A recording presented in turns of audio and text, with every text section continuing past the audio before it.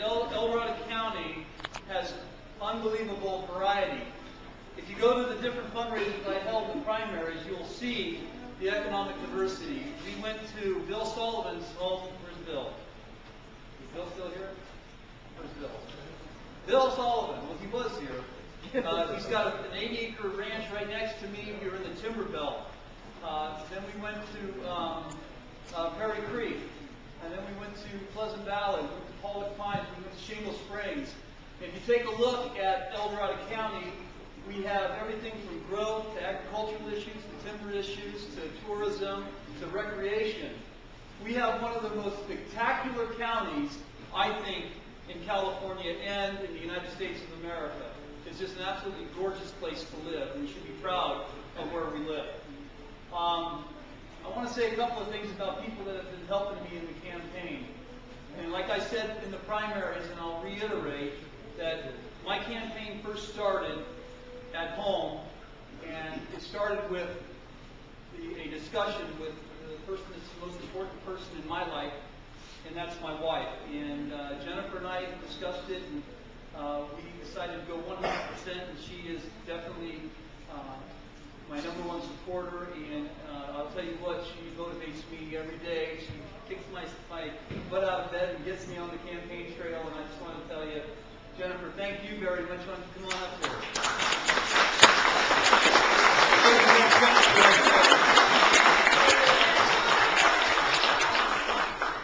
Now, the gentleman that has joined my campaign, because typically our campaigns don't hire consultants out of Sacramento. Believe me, those of you that are politically aware, I'm under a lot of pressure right now to hire a high-priced consultant out of Sacramento.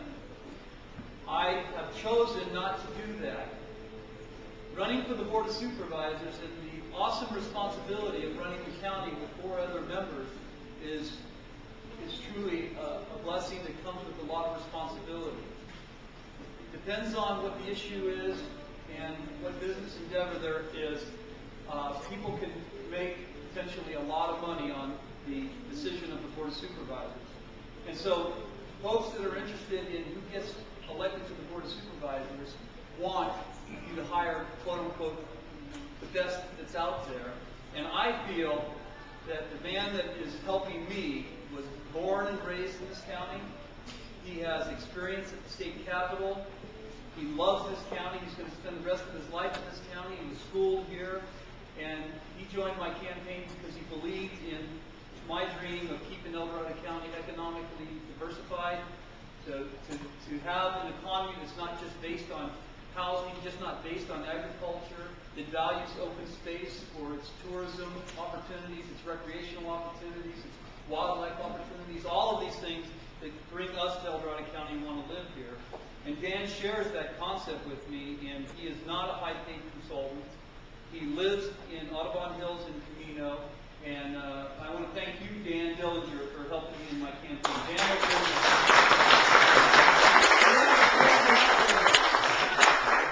Now, Dan put this event together with my wife, and he called Assemblyman Ted Gaines, and Ted Gaines is supposed to be here, and that's why I've waited to speak.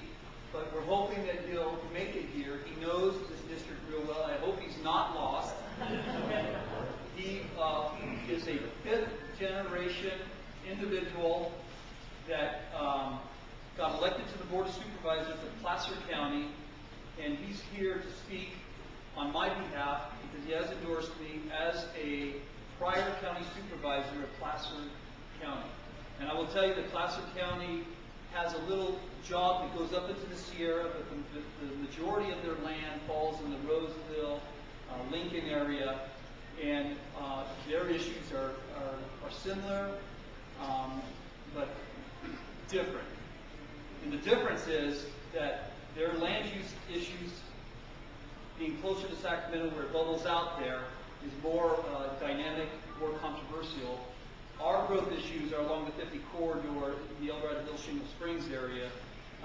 As they filter up into the Sierra, they have like a little elbow that goes up all the way into the Tahoe Basin. So they just have a sliver of land where we have the majority of our land base, which which is in natural resources, in agricultural areas, and in timber country. More than half of El Dorado County, of the 1.2 million acres that make up El Dorado County, more than 50% of it is owned by the people of the United States of America, managed by the El Dorado Amador National Forest.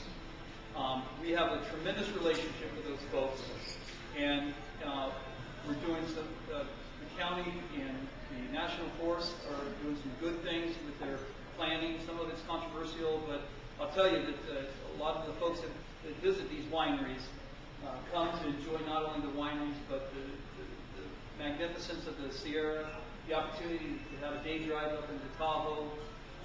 And so what the wineries do in El Dorado County, and I got to tell you that there's two folks here that had to work diligently on this controversial issue. And I've always admired both of these folks. And they did a great job, and you've got to take your hats off to these two folks, because when I wanted agricultural districts and 20-acre minimums, and the winery industry, the agricultural industry said, hey, look, we can't be subdividing 5-acre parcels everywhere in the county because the roads wouldn't handle it.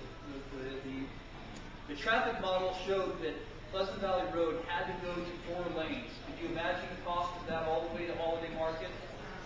So as a result, we came up with alternative economic engines in 1993 and 1994, and the direction was through the Ag Commission was, look, we've got to come up with a process that encourages agriculture in El Dorado County. And we have 2 gentlemen that put 8 grueling years, because when you're on the Planning Commission, it's nothing but grueling. 8 grueling years on the Planning Commission. I take my hat off to you, John Wolfenton and Tom Ahak.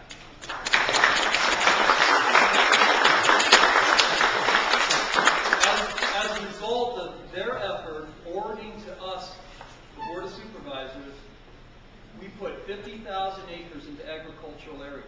That doesn't mean the county's anti-growth. What it means is that we are pro-diversifying our county, which means we value agriculture. At the same time, there's still building opportunity out here. I think there's still, Janine, isn't there over 1,000 parcels still available to be built out here in South County? I'd say Grizzly Flats, there's over 500 vacant parcels alone in Grizzly Flats. So by no means are we in South County going to slow down growth, because by right, you can buy a parcel and build a house on it. But what we're saying as a Planning Commission and a Board of Supervisors is that if it's agricultural land, it's got good choice soils. I think society says we'd rather have agriculture than parcelization, because we're going to have a lot of that already out of these agricultural districts. We have over 300,000 acres of lands that have to be managed in one way or the other. In the timber belt above 3,000 foot in elevation, the Planning Commission dealt with that issue. And in the timber belt, instead of going down to 10-acre parcels, it was 40 to 160-acre parcel opportunity. So what we said in the timber belt is that we value the long-term economic value of fiber production. And so as a result, the timber industry is still going to be the #1 agricultural commodity in El Dorado County. The wine industry has a long ways to go to surpass the timber industry. Even though we're going through tough times, and this is my industry, some of the worst times in the history of California, it is still the #1 cash crop. We're still harvesting, and we're still getting logs to the sawmill.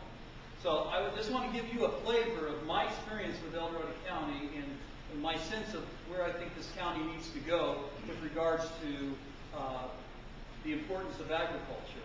I visualize 20 years from now coming into South County. Yeah, there's going to be more. Yes, there's going to be more people, but I visualize more commercial agricultural opportunities.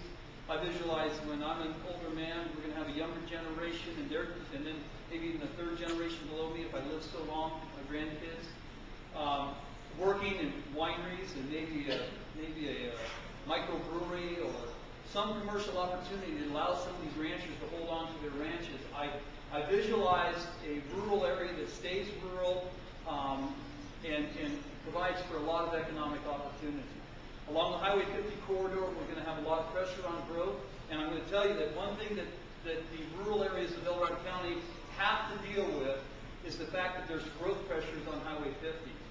And the reality is that the ag policies have to stay intact.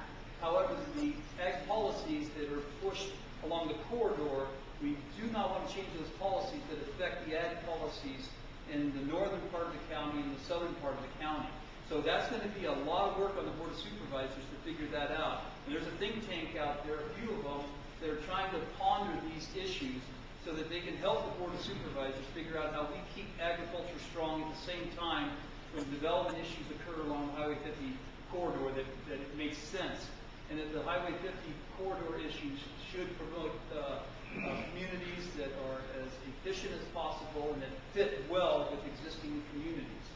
And so that's going to be a very, very big challenge, as John knows and as Tom knows, prior planning commissioners. We've got a new generation of folks that I see out here that have dreams and ambitions of their own. And I know, I look at Rod and I look at the Augustines, I look at John Miller, and I look at the next generation following John, Tom and his family, and Mr. Pratt with his family. There's a whole new generation out there that's watching the older folks and see what kind of legacy we're going to leave for these kids. And I've got 4 boys of my own, and we just put him in kindergarten this morning. And my boy was introduced to me as the graduating class of 2021. I darn near fainted. I darn near fainted. I have in this room, as you look around, I think there's over, my gosh, there's over 15 wineries that are represented in this room. Now, visualize the landscape in 15 wineries. Just visualize what you see here. You take a look at the cost of production, which stimulates our economy, the cost to put wine in a bottle, and the effort it takes to get the wine in a bottle is putting our folks to work. Everything from the fields to the bottling to the management to the promotions to the events. It's just an unbelievable opportunity for people to work out in a rural area. Take a look at this winery, times this by 23, and that's where we at. 23 here in South County now, in the Fairplay area, in the Mount Auburn area, 23 times this.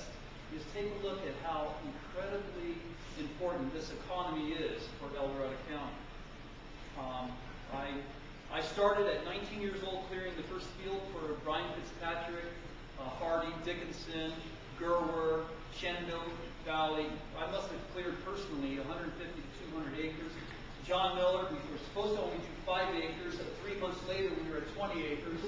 And then that was it. You go to John Miller's off of Fairplay Road. It's absolutely gorgeous out there. And John's going to start a winery, hopefully, if everything goes real well. I want to thank the host, the main host of this organization. The owner of this facility, Oakstone, is pouring the wines off over here to the right, and his name is John Smith. John, would you like to say a few words about agriculture in the Fairplay area?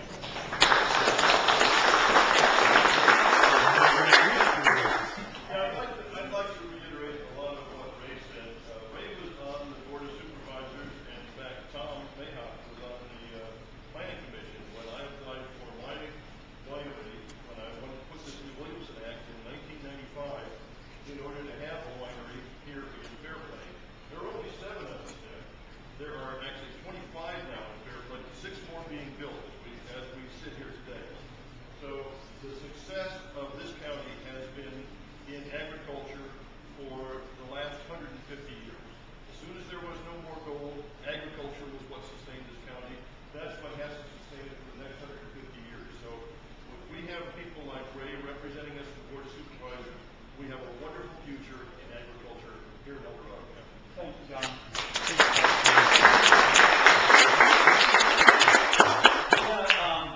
My neighbor who came up into Happy Valley, Robert, Jim, I appreciate you being here.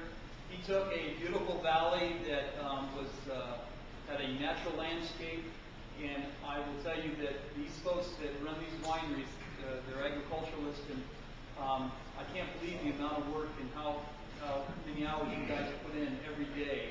And you're not making a ton of money. I'm in the timber business, and my family owns 700 acres worth of land. And on paper, like everybody else that has land, you got a lot of value. But the only way you can experience that value is if you sell it. And once you sell it, you don't have it anymore.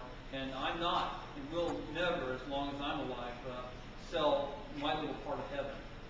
My fondest dream is that the next generation, my 4 boys, keep that ranch intact, and one of them or 2 of them take it over, and the other 2 can enjoy it by coming to visit or however they want to live their lives. But I also want to say that we have challenges in this room. I've got Art, and I've got Cris, and I've got other folks that are trying to struggle with these policies that I mentioned before, where you have, like we were talking about before, the 10-acre buffer issue. Now, the 10-acre buffer issue makes perfectly good sense in some of these rural areas. It's problematic along the Highway 50 corridor, and that's going to have to be worked through.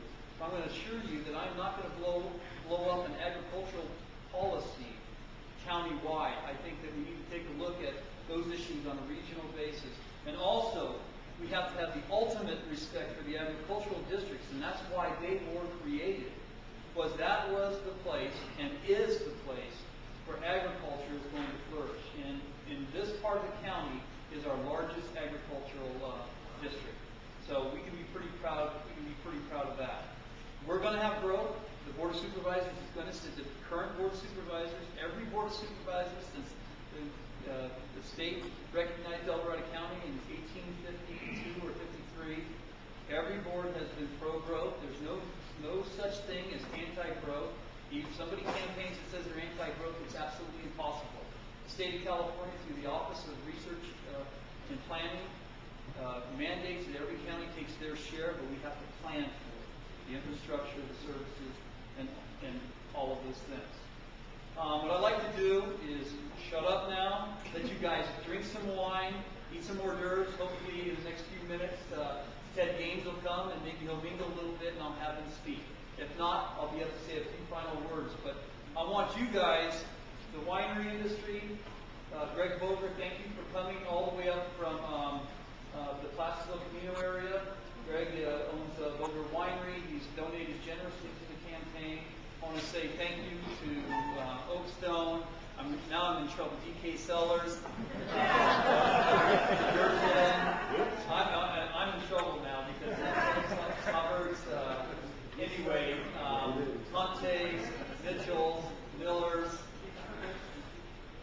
Pat's, Perry Creek. Just goes to Windwalker. It just goes on and on. Holly Hills.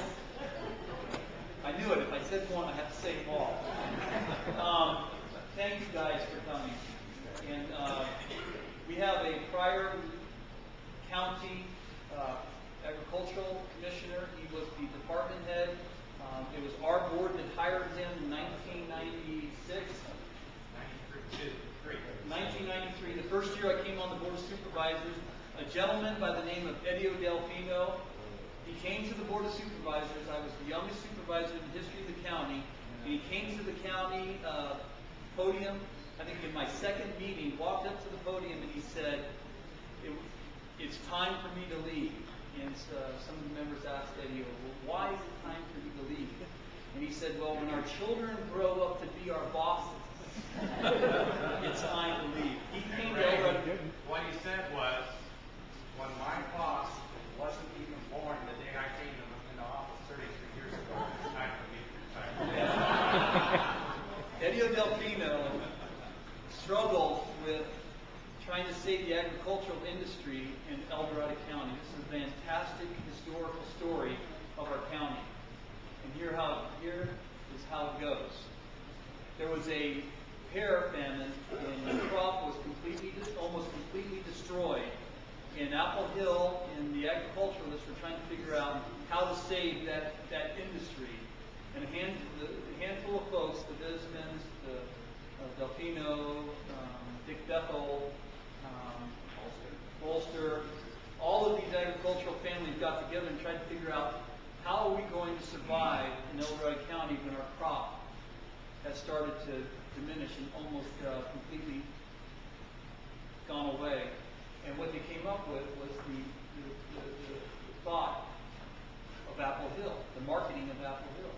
And it grew, and it grew, and it grew. And Eddie Delfino tells a story about being on Highway 50 with signs and painting the roads. Can you imagine being on Highway 50 now with signs and painting on the roads arrows and showing that tourists are trying to get folks off Highway 50 to come to Apple Hill? Now you see Apple Hill, how it's grown, and that's an agricultural district also, and it comes with its own unique challenges. Apple Hill is unique in many ways, and what works in Apple Hill probably is not going to work in this agricultural district. It's not going to work in the Garden Valley agricultural district, so it's got its own unique history and its own unique set of problems, which I think we're going to have a board that's going to definitely deal with that issue in a responsible way. And Bill, I'd like you to come up and say a couple of words about agriculture, if you would. And this is past former county commissioner, agricultural commissioner, Bill Snodgrass.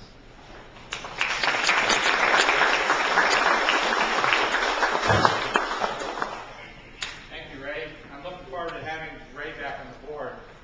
He hired me 15 years ago, so I don't know if that's good or bad, but whatever. Ray understands what agriculture is, and he's always been a strong supporter. We've had some board members that have gone through since Ray's been on the board that have not been supportive of agriculture. Ray will start from day one knowing what to do and why the ordinances and ranch marketing ordinance and winery ordinance are there. He was the one that instigated and was a strong supporter in 1996 of creating a winery ordinance. Your wineries were covered under the ranch marketing ordinance. What he said earlier was, they're different from Apple Hill. You have different things going on. You're selling wine year-round. You want to have different wine promotion events. Ray understood that and pushed to have the winery ordinances so you could have those things done. And you could do them by right, not have to go down and spend $3,000 for a stinking special use permit. And Ray will take and follow through with that. And he can take, and that's one of the problems we have with the planning department is they want to charge you for everything. Ray understands what the history of it is. He understands you are small business people. You need to make a buck. You're not here to take and have the open space for everyone just to look at, and you pay for the venue. You're a small business person. You're just the same as a hardware store down there. You need to make a dollar. And the government steps in and starts charging these exorbitant fees for doing different activities, whether it's at Apple Hill, up over there, Rainbow, or up here, doing different things with ozone and things like that. Ray understands that. I'm looking forward to him bringing some common sense back to that part of it. So. All right, thank you.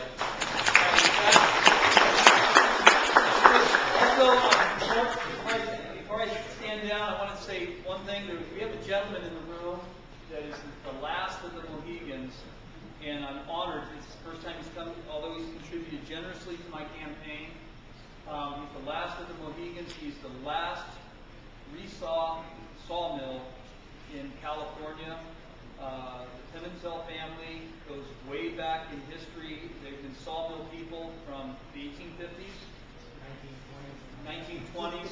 They've had sawmills up in the Camino. Now he has the last resawn sawmill left in El Dorado, and he has a whole host of problems that he has to deal with because of a new mindset and new regulations. And Rod, I want to say thank you for putting those hundreds, and if not thousands of people to work, you and your father and your grandfather, all of those mills and all of that lumber and all of what you do really have helped a lot of folks in our county. And I want to say thank you, Rod. Thank you very much. With that, I want to let you guys drink and have some more dirt. Hopefully Ted will show up here, and if not, I'll say a few more words around 7:15, 7:20. So thanks everybody for showing up. And I have about 6 volunteers, so thank them while you're drinking and eating. Thank you.